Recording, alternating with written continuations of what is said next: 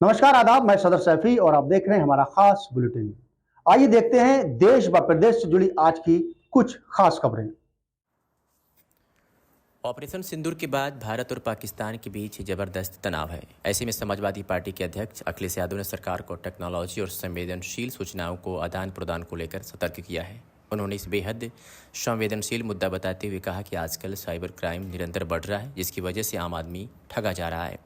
इसके साथ ही उन्होंने अंतर्राष्ट्रीय संबंधों को लेकर भी विशेष सतर्कता बरतने की सलाह दी और कहा कि हम ये कभी नहीं कह सकते हैं कि कोई स्थायी मित्र है।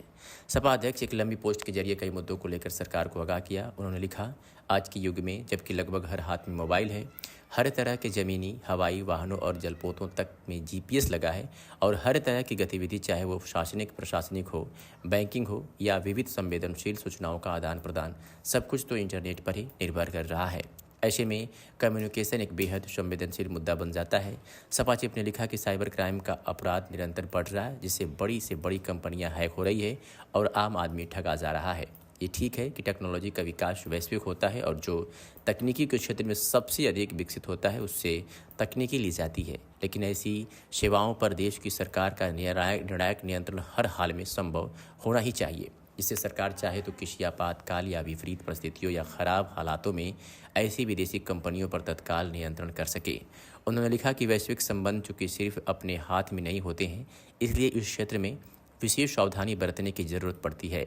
अंतर्राष्ट्रीय संबंधों में हम कभी यह नहीं कह सकते कि कोई किसी का स्थायी मित्र है, क्योंकि दूसरे देशों में भी राजनीतिक परिस्थितियां और आर्थिक नीतियां स्थायी नहीं होती हैं।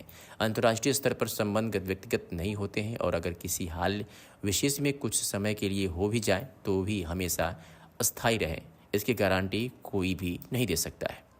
इसलिए ऐसे गंभीर मुद्दों पर कुछ ज़्यादा ही एहतियात बरतने की ज़रूरत होती है। आज के ज़माने में क्या कोई ये मानकर चल सकता है या कभी भी ये कहने की स्थिति में हो सकता है कि कोई हमारा परमानेंट फ्रेंड है? सपा चीफ ने लिखा, दूसरे देशों से तकनीकी भले ही ली जाए, परंतु आत्मनिर्भरता के प्रयासों को कभी नहीं छोड़ना चाहिए और न ही इस शर्त को किसी इस टेक्नोलॉजी के संचालन क्या कहें ऑपरेशंस पर हम जब चाहें युक्त नियंत्रण और पाबंदी लगा सकेंगे।